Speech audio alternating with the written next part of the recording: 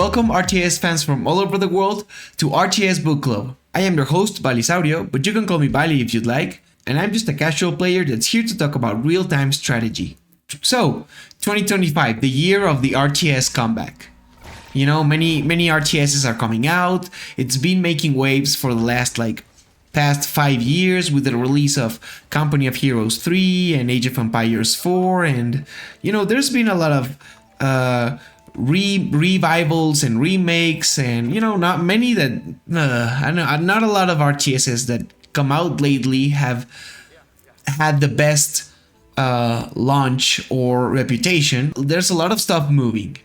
And last week particularly was because it was Steam's very first real-time strategy fest, and that was pretty cool. That was a pretty cool sale or sales event that showcased a lot of demos of cool upcoming RTSs, and besides that, a lot of strategy and tactics and management games and what have you had a lot of discounts. So it was pretty cool for the fan. I want to know, what games did you buy? Any games during the sale? Were there many games there for you? Personally, yes and no. There's still a lot of RTSs in my backlog. I'm trying really, with the winter sale, I'm trying really to hold out, spending on more video games until I finish the ones I'm playing. But there were a lot of games, literally half my wish list was there. I hope it did pretty well enough to showcase more events. Tacticon, it's another event I like, and I want more strategy and resource management-y focused events like this. Were there any games for you? Did you get any games on the sale, during the sale? Did you play any demos? Were there any games that you didn't know about that you found out because of the festival? How was the Steam Fest for you? At least the demos I played or the games I wanted to play were pretty fun. Let's book club. What games have you been playing lately? What games did you play last week besides the demos? What campaigns are you enjoying lately, or are you replaying any of your old ones? How are your multiplayer games going? Do you skirmish? Do you ladder? Are you trying to master a build order that you can, or you're battling with, you're struggling with? What games are you looking forward to play or for release in the next year? Stormgate's coming, Zero Space is coming, Tempest Rising is coming. Are there any games that you are particularly excited to play? Cool games, strategy games, niche games, anything. Because this is the very first episode, let me quickly explain the structure of RTS Book Club. The games that I'm gonna be talking about in RTS Book Club are selected from my available pool of video games, drafted into a list separated by very flimsy and often ignored categories that are assigned to a day of the week. The free time that I have to play on the week.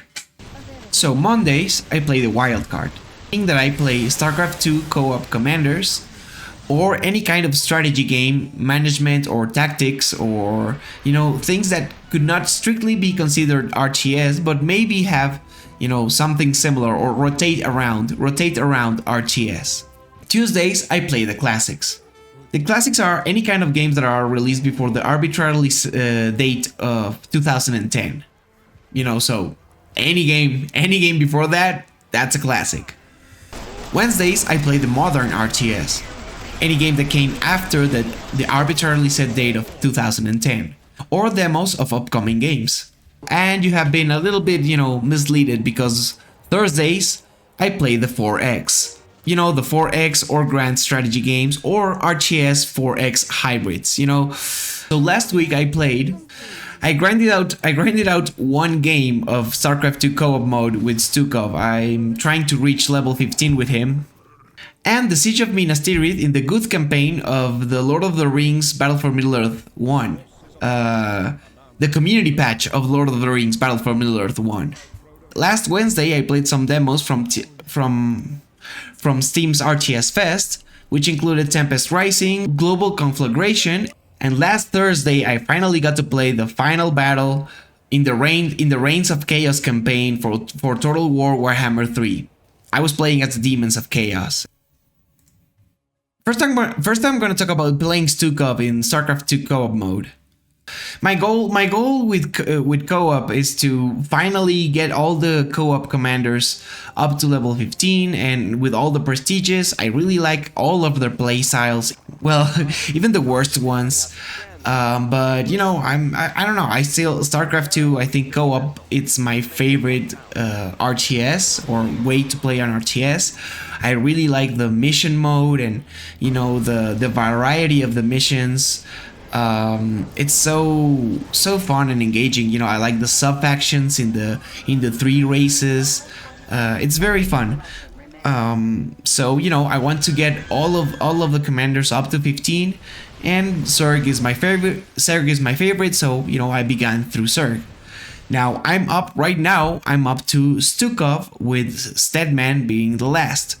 I want to get done with Stukov already, even though I really like how he plays. It's very one note. So you know, for those who don't know, StarCraft 2 co-op mode kind of borrows the campaigns. A lot of the missions in the campaign repurposes them to be able to be played by 2 players. You choose a commander which represents a sub-faction in one of the 3 main races, you know, meaning say you got Kerrigan, Stukov and the Haka, and all 3 of them are Zerg, but you know they all have different quirks and units. Stukov is the Parasite infested Terran Zerg, so he kind of plays like he base builds like a Terran but plays like a Zerg. So there's all of the buildings and a lot of the ways that you get technology and get more stuff. It's in a very Terran base buildy ways. You have a command center, you have an infested command center, and you have infested barracks, and you have an infested factory, and an infested starport. The way you play, but you know, you still produce creeps, and the way you play is through waves and larvae to send endless waves of very disposable units. You know, they're so disposable that they have a timer, you know, they're not gonna be here long. And most of his army it's like that. Yeah, there's some mechanical and starport units, you know, spaceships and tanks and stuff you can do, but they don't take much of a punch either. And it's not the deal. It's not the deal with Stukov. You know, you're supposed to send like this zombified mass of units. So I really like Stukov. Like, I think it's the closest way to play, you know, the Flood from Halo. You have, you know, all these combined and grotesque things that are so fun to do, and you have like a power up that you infest either one of your structures or the enemy. And you know that sells even more this feeling of a parasitic army. You know, you're playing the Zerg not just in the more outside and very visceral level. I mean, it's still visceral, but in the you know, you don't play these massive, you know, weird insects. You know, you play the Zerg as the microscopic parasites that are controlling thousands of cadavers or whatever the hell the infested Terran army is. You know, it's the only base builder Zerg. A lot of Zergs in StarCraft don't really do much base building. You know, you don't do that in the game generally for Zerg. So it's fine. It's fun to bring that kind of element with Stukov, and you know, it kind of it also respects the mobility of Terran Terran buildings. It does it, you know, in a Zergy way. Instead of flying, you have these giant, you know, walking things coming out of the command center. Stukov it's fun, but I'm done with him. I'm in the last prestige. So what you gotta do with prestige is, I'm gonna do a quick explanation. It's just say you have to level up your commander from 1 to 15, and that unlocks, you know, new perks and new upgrades or new abilities, or your units become better or change. So you can unlock the full potential of your commander.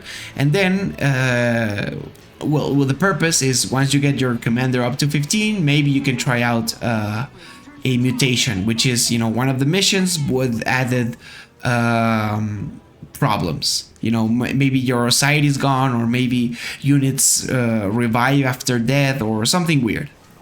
So the idea is, you know, you have a pretty broken army against pretty broken conditions. You know, what's gonna bend before, the level or you? And it's pretty fun. But leveling up, the process of leveling up, it's kind of tiring, and you have to level up your commander 3 times if you want all the different modes available. So that means that each sub-faction, you know, if Zerg is the race and Kerrigan, Stukov, the Haka, and Stedman and Zagara are the sub-factions, each of those sub-factions has 3 prestiges. And each prestige focuses on a different playstyle of each subfaction. In Stukov, this means if you have a normal way to play Stukov, his first prestige focuses on his mechanical units, you know, and his third prestige focuses on bunkers, on unit production through bunkers. With Stukov, you have this thing called the colonist compound. So you have this thing that automatically produces infested colonists that go out and attack something. And that's usually your main form of aggression in the early game. The way Stukov units work is you don't really micro them. You set a rally point and then they just go there. Everyone that spawns, every zombie that spawns, every infested colony that spawns, they just go there. So you got your infested civilians and your infested marines. Your barracks can produce a lot of these infested marines. And also your bunkers. Say you create a bunker, and that bunker automatically fills itself up. You know, usually you would put some unit into the bunkers. Well, Stukov, you know, just creates a unit.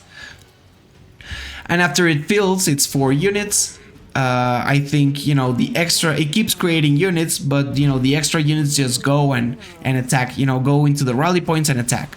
So Stukov's third and last prestige, the one I'm at, changes a little bit of the rules. So now bunkers cannot hold any units inside of them, but they produce infested marines faster. So now the idea is to build bunkers all over the place, like tiny, you know, production hubs, and they just spit out a constant stream of units of infested marines. A lot of them. And you know, bunkers take up supply, and you can actually, they're alive and they can attack. You can move them, you can pick them up, and you know, put them somewhere else. The thing is, now bunkers are a little bit more vulnerable because they can't be used as a defensive tool. Now they're unit production. But instead of building barracks, you just, you know, build a bunch of bunkers all over the place.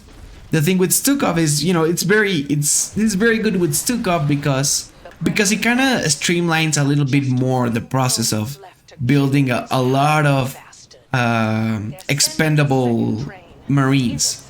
You build some barracks, or you know, several. Each of these barracks has a certain number of charges, which you can, you know, spam to produce the eggs that will gonna become the marines. And you can produce like 5 or 10 marines at the same time, and then you gotta wait up for those charges again.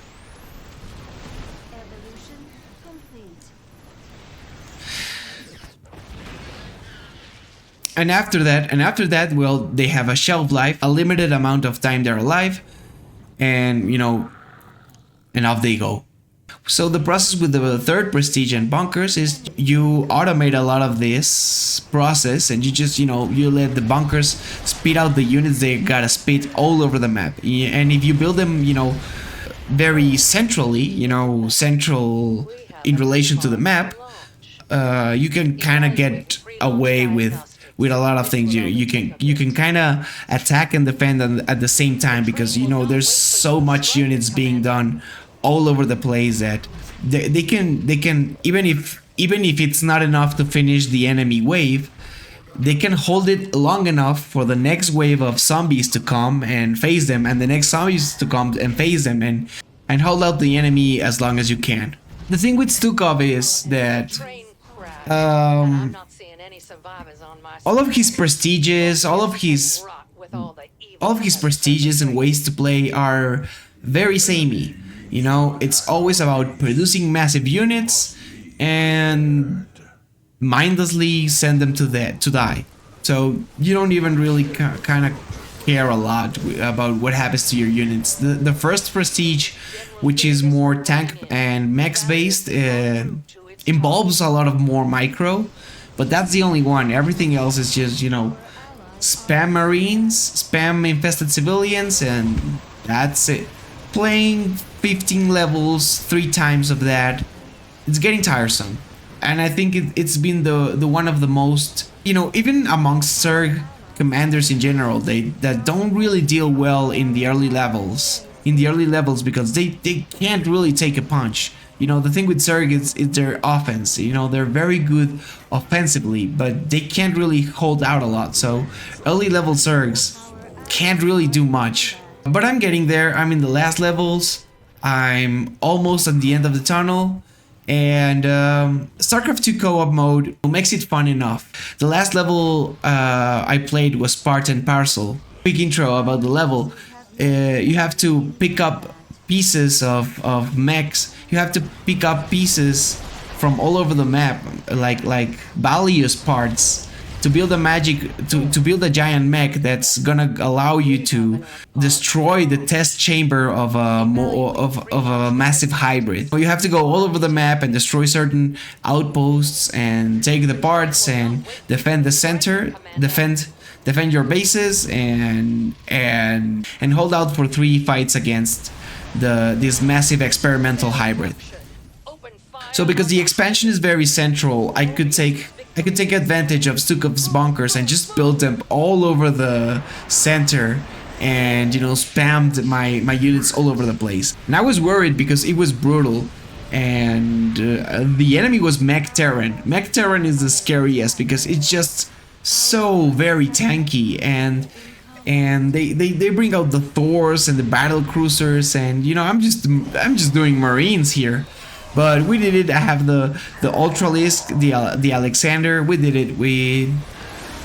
I'm playing with my wife, and she plays Zeratul, and she was also grinding Zeratul's level. So we're at the point where we can very confidently do brutal levels. So we're almost there. I'm almost done with Stukov.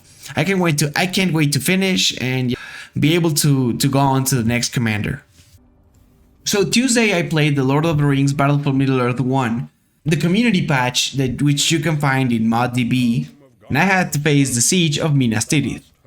So I got into a little bit of a hankering for Lord of the Rings because, well, I'm playing the campaign. I want to replay the first and second game, but because I watched the movie The War of the Rohirrim, I'm a super fan of the Lord of the Rings world, of Tolkien, and the books, the movies, the games.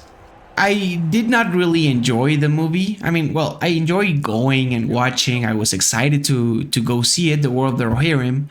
You know, anime and Lord of the Rings. What more can you expect? But in the end, I did not end up liking the movie that much. I still got that, you know, that itch of Lord of the Rings, you know. And instead of watching the movies, I said, hey, might as well get back right on the horse with that campaign. I'm playing through the good campaign on hard, and I didn't know that the level I had to face next was the Siege of Minas Tirith. You know, I thought, I saw the movie, I saw, you know, Rohirrim War. I want to play with the Rohirrim. I want to Rohirrim, because in Battlefield, in I'm just gonna say BFME.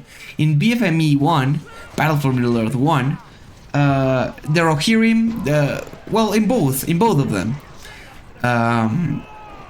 cavalry is absolutely broken. You know, if you want any idea of how the franchise, the BFME franchise plays, it's, you know, just take Total War Warhammer and it's almost kind of the same, but make cavalry absolutely broken. And, you know, you got it. That's it. And I love it. I love it. Because, you know, it's fun to trample over everything. But because it's the Siege of Minas Tirith, I had to earn it. I just couldn't spam horses. I had to earn my horses. So the community patch made the Siege of Minas Tirith pretty fucking hard. Shout out to those guys, because they make an excellent job of keeping and preserving the game, and it's enjoyable. You have an army with 4 bases, constantly, you know, pushing armies into your gates, and you have waves and waves of enemy armies with, you know, massive trolls and mumakils and orcs and catapults, and you really feel the fear, the siege. I had many attempts before to survive, and the way it works is you have to wait around for your reinforces, like 5 or 6 minutes, I don't know, to set up your defenses, and then you got like 20 minutes. You have to hold out for 20 minutes around to just, you know, hold and wait until Rohan arrives, so you can win. You cannot destroy the bases before Rohan arrives. And even by the time that the Rohirrim arrive, it's not as easy. You know, the waves are so massive. Yeah, cavalry is broken, but not against 4 times the same army. Now, the way reinforcements work in Battlefield Middle-earth, it's you reinforce yourself. So it's kind of like in a game map, level selection kind of style, you know, tile selection kind of style. Sometimes you have to play the level of the story, you know, play maybe Osgiliath, the Battle of Osgiliath, or help out Frodo in this other battle, and then you just have to take some territories like Eastern Gondor or these woods. I don't fucking know. And each unit that survives your level, you know, and the campaign has like 3 different armies. You know, you have Faramir's army, you have Theoden's army, you have Pippin's army, and each army and each unit that survives in a level moves on to the next level. So each level you start at max pop. You begin with max population, and you have, you know, you have this massive army of fully upgraded units. Everything you produce or anything that survives that, you know, moves on to the next one and the next one and the next one. And so you have, you know, you can name your units, and they even say how many levels they have survived and everything. So you actually reinforce yourself many times when you are in these very cinematic levels, or you can call out for reinforcements. You will reinforce yourself with your own fully upgraded army. So we were waiting for the Rohirrim of, you know, several battles that are all with top armor, with the best weapons, that have survived, and they have survived many battles, so they are fully ranked. And even then, it was not so easy. Many of them did not survive. Initially, I had many plans, like, okay, I'm gonna try to make a bottleneck and send all of them into my heroes, or use cavalry to attack all of the stragglers and the catapults. But no, all of those attempts failed miserably. The best thing to do with Gondor and the big walls of Minas Tirith, which are absolutely broken, is just, I built a bunch of catapults all over the place, you know, a bunch of catapults all over the side of the walls, and produced archers almost exclusively. because after producing, Gondor Rangers, the Gondor Rangers, which are like elite, the next level of archers, like elite archers, are just absolutely broken against normal units, against monsters, against heroes, almost anything that Mordor throws, they can deal with, except siege and cavalry. But for siege, we got our own catapults, and for cavalry, we have massive gates. How things went it was usually a lot of scum saving, and just hold out with fire arrows and shoot at every catapult that was trying to get cheeky with my catapults. Everything was going along great-ish until Grond. So Grond is in the movies, Grond from the movies is, massive battering ram that could destroy very easily the walls of Minas Tirith. Well, I was in that position. Grond came in, and then the trolls came, and it was an absolute mess.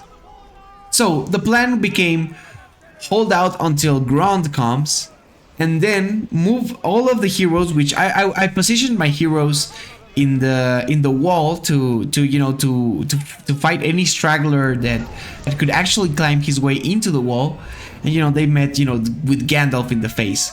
So heroes are absolutely broken, thankfully, in Battle for Middle in BFME. So I took Faramir, Boromir, he survived, he's fine. Boromir, he's fine. Gandalf and Pippin into the gate, and it was their job to deal with Grond. That was a doozy. We almost lost everything. Thankfully, the Gondor faction, which is the faction you play during the Siege of Minas Tirith, has these fountains that heal. I don't know. I think Rohan has them as well. I don't know. I don't remember. But I mean, it sounds easy, but it was a lot of stress, a lot of work, and a lot of planning. Got the job done, waited for Rohan. I tried just, rushing it, smashing the army into the enemy buildings, because, again, cavalry is very broken in this game, and they can deal with any kind of building super fast. Well, this time, they kinda did, but, you remember that scene in the movie when they all look at the elephants? Yeah, kinda like that. They wiped the floor with me. I had to rearrange. The new plan was go in, charge, destroy the buildings, return, heal, wait for the Mumakil wave and the trolls to crash into the walls of Minas Tirith so they can be dealt with by the heroes and the rangers, and then go back in, destroy another base, retreat the Rohirrim, wait for the wave to pass, go back in, and go back in and finish the job. The problem is, without a gate, I don't know how many elephants I could have survived more. How many elephants I could survive. It was its own kind of stress, but thanks to the Rohirrim summons and carefully healing and planning my waves, I finally did it. It took a long hour. Survived Minas Tirith, played with the Rohirrim, felt that that rush of death, good times. Now Wednesday, I played Real-Time Strategy Fest demos. Tempest Rising has been it really needs no introduction right now.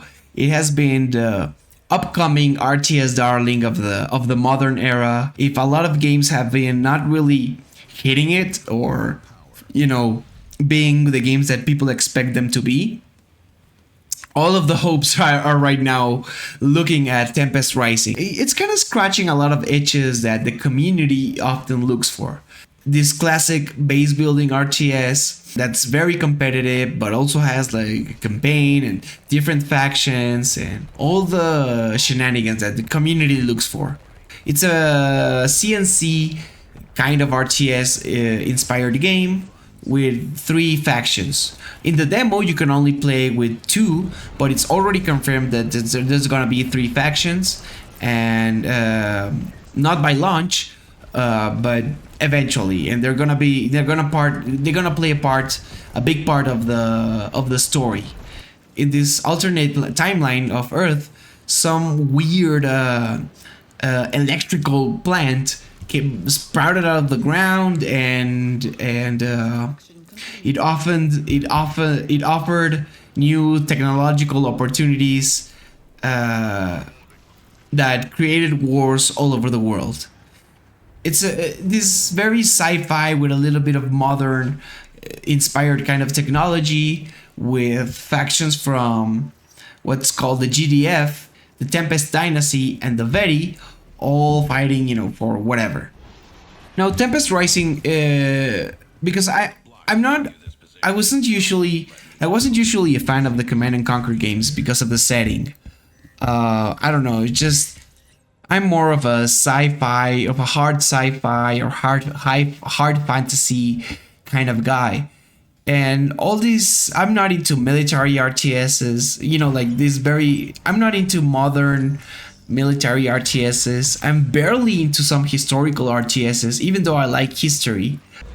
And I never really liked the Command and Conquer UN or NATO forces versus Soviet bloc, or whatever terrorist kind of ideal. Tempest Rising would have not been my RTS of choice initially, but the introduction of the Veti really piqued my interest in the setting. But that's just on the setting, because Tempest Rising as a game, it's very, very fun, and as an RTS, it's really that engaging. So again, I played the Dynasty faction because I don't like the GDF a lot. I mean, I like whatever looks like the evil faction more, and they kind of look erratic and interesting. And I played the previous demos before, in which you played some early levels of what's gonna be the campaign. I kind of already knew that, I played GDF and Dynasty, so I kind of knew that Dynasty was kind of the faction for me. They're more erratic, and I like them as a game. I like how both of them play, but I kind of like the feel and the ethos of Dynasty a little bit more. GDF feel like the cop faction. The Harvester unit, which is the way that the Dynasty faction collects resources, it's pretty cool. It kind of stations itself into the Tempest vines, and its wheels become the real harvesters, and it's very cute. They have like all these experimental things with Tempest, so they have weird units like the Tempest Sphere and massive tank that deals like Tempest Storm, and their buildings have this overcharge mode that accelerates the speed at which they produce units, but in cost for life. So I like a lot of the trade-offs that the Dynasty faction kind of enables. So my main takeaways from the demo: I only played a skirmish against the AI. I don't have the guts or the patience. I just wanted to try the things out, so I didn't want the pressure or the anxiety to play against other people. I just wanted to try the units, play the game to see how a normal match would go. So I played skirmish against the AI. It surprised me how challenging the medium AI was and how smart it engaged with me. The game looks great. The music, you already know, it's amazing. It's Frank Klepacki, and he's doing, his thing. It's just, I don't know, it was a very good demo. It was a very good experience. I'm usually not into Command and Conquer because it's very tank based, and I'm not a fan of tanks. But at least in Tempest Rising, well, with the Veti upcoming, it's not gonna be so tank focused, because the Veti are a little bit weirder. But Tempest Rising buildings and the dynasty faction buildings and vehicles, you know, they're sci-fi or weird enough to keep me interested in its unit design. It's been a great experience playing Tempest Rising, and I don't know, I can't wait for the release, and I can't wait specifically for the Veti. Like, I'm very excited to see what the designers of this game do with the Veti. Really is one of the most exciting RTSs that are coming, not just because it's, you know, whatever it means to be the next successor in the CNC line of kind of game. Like, aside from that, as an RTS, I think it has a lot of very cool and interesting elements. You know, the factions are very distinct. You have different elements of things to do per faction. Like, you can just, like, not just because you're playing one faction means you play one specific way in that faction. Like, you have different technologies and doctrines to engage with and to enable or to do. Like, it's very freeform in a way that RTS can only be, and that's very exciting. Not just for skirmish, but like for the multiplayer community. But it's also very interesting what can be done with the campaign. You know, what cool puzzles will the campaign enable? I'm excited for the release, which is gonna be in April. So it's almost here. I definitely enjoyed my time with it. Now, the next game I played for the Real-Time Strategy Fest's demo games was Global Conflagration. So Global Conflagration has been around for a while as well, and it has a lot of interesting ideas, and it looks cool enough. So, you know, I say, hey, might as well try it. It's been around in the community for a while. You know, I've heard, it's not the first time I heard about it, so I just wanted to try it. Even though, again, it's not initially my kind of RTS, it has some interesting ideas, because I don't usually like the Company of Heroes and Command and Conquer likes, and Global Conflagration very much plays into those games. But it does it very interestingly. The setting again is near future, with a third world war going around in Europe, with this mix of very modern-like with sci-fi units. In this case, it's more modern-like than sci-fi, but it's still, you know, a lot of techno-futurism and stuff. The assets look very normal, you know, like normal combat modern tanks. And I think this has its appeal. I know a lot of people in the community want, like, oh, they've been looking for RTSs with modern combat or modern kinds of units and drones, and you know, it's too close for home to me. You know, I whenever I see games like this, I only think of, like, you know, Palestine and Ukraine and the Congo and you know, every you know, you name it, you can name it right here. Every country in a war right now. I even get uncomfortable with Company of Heroes too sometimes, because, like, you know, you're playing as Germany, and, well, I mean, come on. So yeah, GFC. The thing is with GFC is, again, it's very interesting. It has a lot of interesting ideas. It kind of takes Company of Heroes and Command and Conquer, and, you know, learns a lot of what makes these games interesting, and plays into them, or that's how I felt. So you have like 3 factions, and even though a lot of them, you know, have kind of like the same buildings, not exactly the same, but the same ish building, you know, very symmetrical in a sense, they each kind of have their own version of the units. You know, not so asymmetrical, but still asymmetrical in a way. The factional differences is it's more like in the powers or technologies and the power-ups that you can give your units.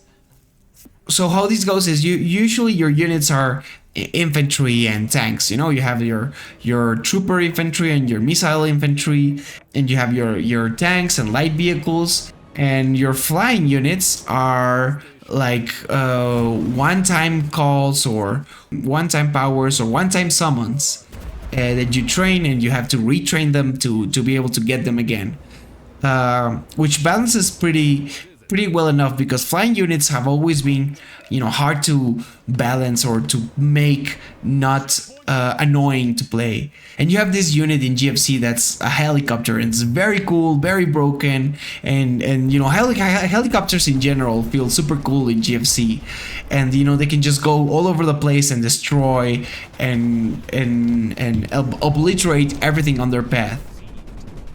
And the way to balance them is, you know, they have to go they have to go after a while.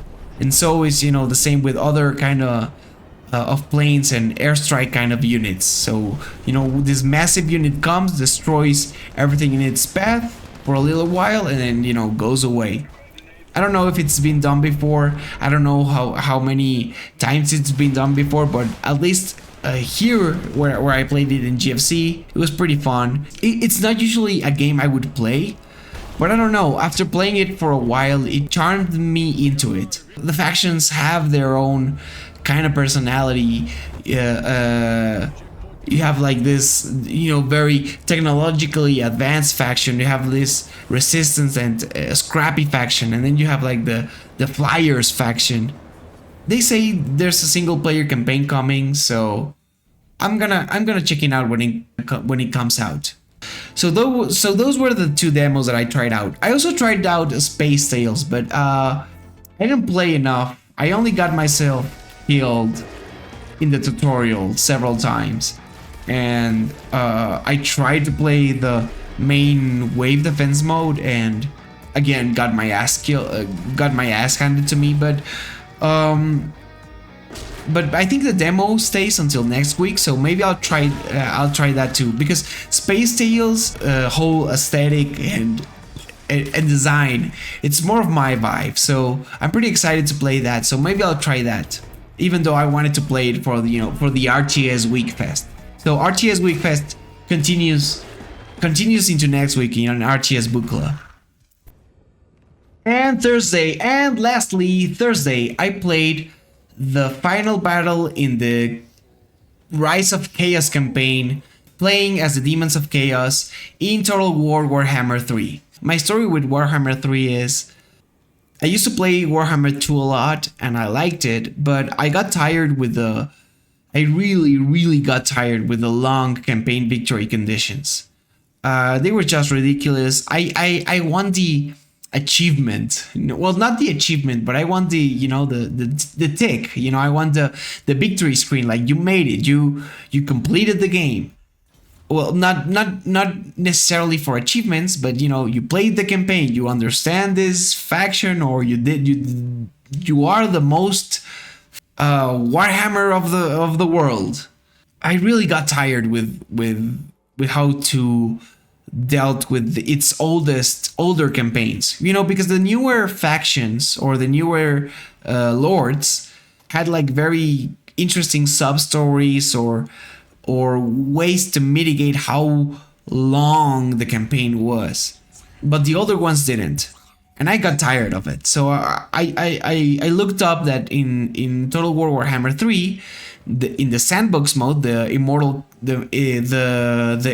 realms, the immortal empires sandbox mode, which is the one that has, you know, the long campaign victory with multiple quest battles and an end game and everything, was not only highly customizable but quite fair. You know, if you're playing vampire counts, the long campaign victory is hold the capital of the vampire counts, hold the different capitals of the vampire counts, and maybe take out this 2 or 3 enemy factions, or you know, sworn enemies.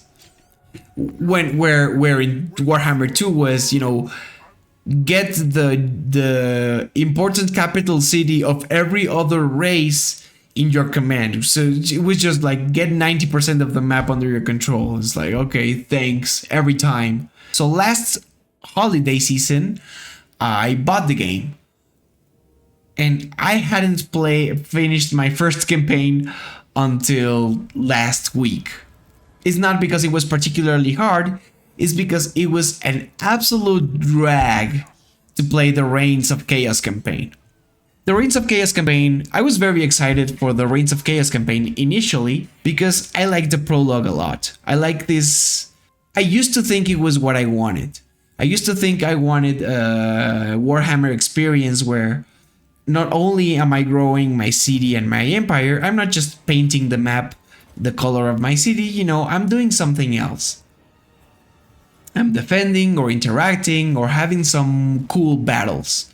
The whole reason I play Warhammer, Total War Warhammer, is because I want cool battles. And what does cool battle even mean? A battle I have some interest in, some stakes in, and a battle I can play with some fun and cool units. So I thought that was what Reigns of Chaos could offer me. The prologue did very well to introduce the mechanics of the game, while still having, you know, a very, even if it was a very cliche and repetitive story, I think it was well done. So, you know, it kind of showcased the strength of the Kislev army and its mobility in very fun, engaging puzzles, if you like. So I thought the Reigns of Chaos was gonna be a little bit more of that.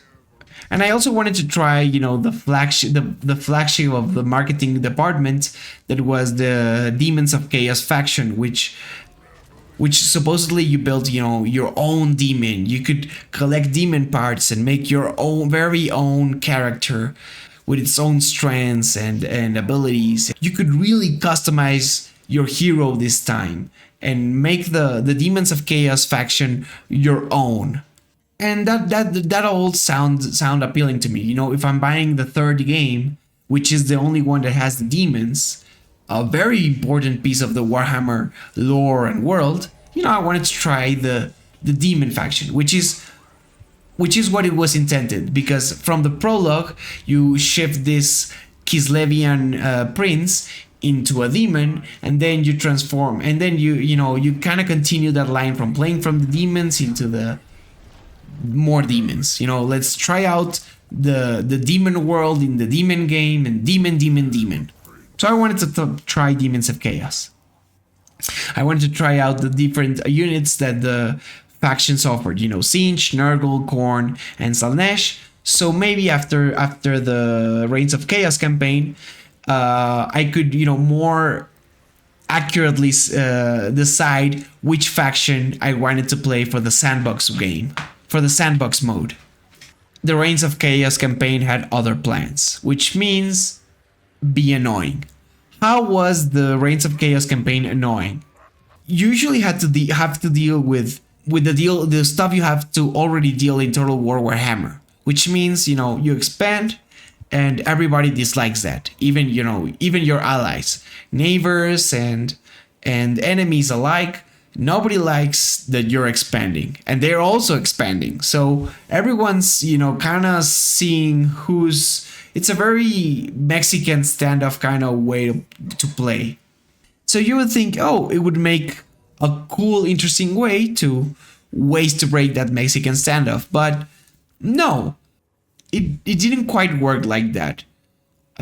Instead of, you know, me trying to go out and conquer other territories and establish myself as the big bad demon of the big bad empire, a lot of the game just very heavily rested on the rifts. So how the Reigns of Chaos campaign works is you have to go into every 20 turns, rifts into the realms of chaos will open in random locations or in some specified locations of the map.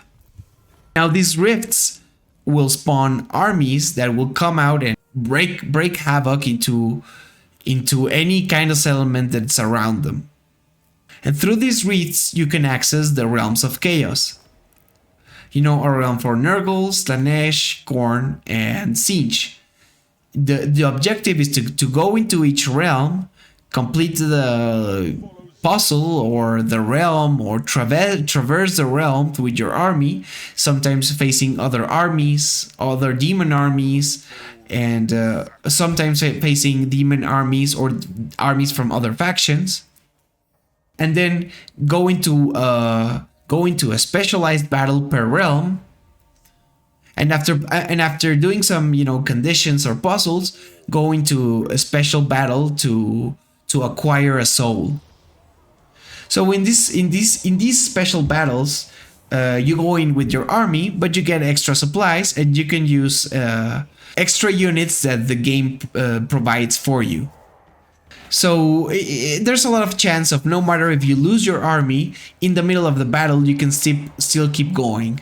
Still keep going with pretty cool units as well. They have very high tier units available for you to use in the battle. And usually these battles are hard and a little bit with a lot of attrition. So it is expected that your main units that you start with, they kind of die. Or, well, at least I expected it. And to access the final battle to finish the campaign, you have to have the 4 souls of... You have to get the 4 souls of each demon realm. And all that sounds fun on paper. But the problem is, it's kind of tedious. You have to take an army with a legendary lord into the rifts. So you're kind of taking your best army out of your country, out of your empire. And whilst your neighbors might not be so interested in the realms of chaos storyline, and they just they're gonna keep sending armies into your territory, so you have to keep some sort of army behind. Other factions that are doing well enough will go into the realms of chaos, and the realms of chaos are only open for like 10 turns or so. So you have a very very set, specific, and limited amount of time that you can go into the realms and get out. Until the rifts close, you have to wait until they open again. So meaning that if you lose one wave of rifts, you're already way behind in the story. The other big factions that are all over the map, they are engaging in the rifts. So they are going out and getting the souls. If you don't have a good army ready not to be used to defend your city, to progress through the campaign, or you're not gonna make it. After a year of trying, that's what I did, and finally I got into the final battle, and it was okay. I just struggled a lot, and every battle I just felt envious. It was kind of disappointing because it really wasn't my demon. All the demon parts you collect, it's cool how the demon changes appearance depending on what arm or weapon it holds, but I'm always gonna go for the stats, or at least the game pushes you to go into the stats. There's no real incentive aside from how cool it looks or not. So it's just a bunch of weapons with a bunch of stats, and it's more tedious than engaging. And the same with leveling up and the same with building an army. I thought I was gonna get like a super cool army with the best of everything, and I just ended up getting a lot of siege units. I like that. Okay, I like that I had a hero for each faction, and I wanted to have a higher demon for each faction, but I only got to it because of the exalted units. But because you can't really expand a lot and get a lot of different cities with different lords, and you always have to be focused on the rifts and defending after the rifts or during the rifts, and I had to keep myself kind of small, stuff that I could manage and put out a lot of fires. What was cool about the Demons of Chaos faction though was by the end of the campaign, all of the Warriors of Chaos and most of the bigger Chaos factions they all liked me. You know, nobody had a grudge against me by the end of it, and I was like I was the big top dog of the demons. I was the most popular demon of them all. Everybody liked me. Everybody wanted to be my ally. Eventually things were a lot better, but I felt during all these battles, I just felt envy. I could only cheese it with like flamers of Sinch and pink flamers of Sinch or pink horrors of Sinch, and you know, my heroes and some heroes.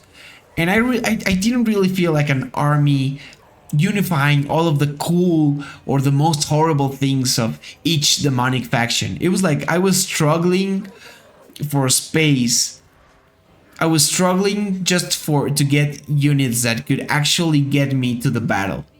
Once I got into the battle, now I can through the supplies, now I can get all the cool units that I want. You know, I get the demons, the red demons. Oh, I don't. They're the exalted horrors of whatever. I don't remember the names. You know, the bloodletters and the frog monsters and Slaneshi riders, and the battles were kind of cool, but it was frustrating how limited my faction was, my units was in comparison to what I could get in the battles. And even more so because the battles were very repetitive. You know, every battle is take this point, then hold, then take this other point, then hold, then take this last point, then hold. Now defeat this demon. The end. And that was pretty much how it was with Be'lakor. Like no difference. The setting is cool. The models obviously are amazing. The visual effects are off the walls, and you know, I'm playing in the engine of the souls, of the Forge of the Souls, and you have to take the engine of souls and the bridge of whatever, and there's blood, and there's, you know, in Korn's realm there's blood, and in Nurgle's realm there's pestilence, and all of the realms are very cool. All of the fights are like the setting, the fights I'm fighting in, it's absolutely amazing. And yes, I like the soul grinders and the this and the that, and casting everything in the battles, but everything that was around them was very tedious and not what I expected. But I finally did it. I finished it. I followed the main storyline because I expected, you know, to be somehow meaningful or as engaging as the prologue was, as the intro was. It wasn't, but I'm happy that I played it. Now it's time to move into, you know, another campaign. Now I'm actually excited to try the other campaigns in the sandbox mode, to get back to that more freeform Warhammer. Before that, there's some other campaigns I want to play, like, you know, they just announced Endless Legend 2, so I want to finish some campaigns like my Necrophages campaign, try out the Shifters, maybe just play some Endless Space. You know, there's finish other games in my list because before running back into Warhammer. I think I want to try out Kislev next, but I don't know. The Skaven are calling to me. I've already played the Skaven. I love Skaven. Skaven are my favorite faction, but I don't know. I kind of miss them. I need them. I need those rat monsters. So those were the games I played last week. I'm very excited to whatever I'm playing next week. Hopefully I can finally get Stuck Up to 15. Get into that Space Tales demo. I don't know if for Tuesday I'm gonna continue into Lord of the Rings, or maybe go into Dune 2000. After Tempest Rising, I got into that Westwood vibe. Maybe next Wednesday I'll try out the Space Tales demo and finally get into the meat of the game. And who knows what 4X I'll play next. But either way, I'm excited. I'm excited to know, what games have you been playing? Please let me know. What RTSs did you play? What games like this are you excited about? What demos did you try? Or what games do you think should really be given a second chance? Everything and more, real-time strategy. I want to hear it. I'm here to talk about it. Let me know. I'll be here reading your comments and looking for new RTS news all over the world. It would help out a lot if you liked, comment, subscribe, all the shenanigans. I'll be here talking RTS. I'll see you next week in the next episode of RTS Book Club. Thank you so much for watching. Bye!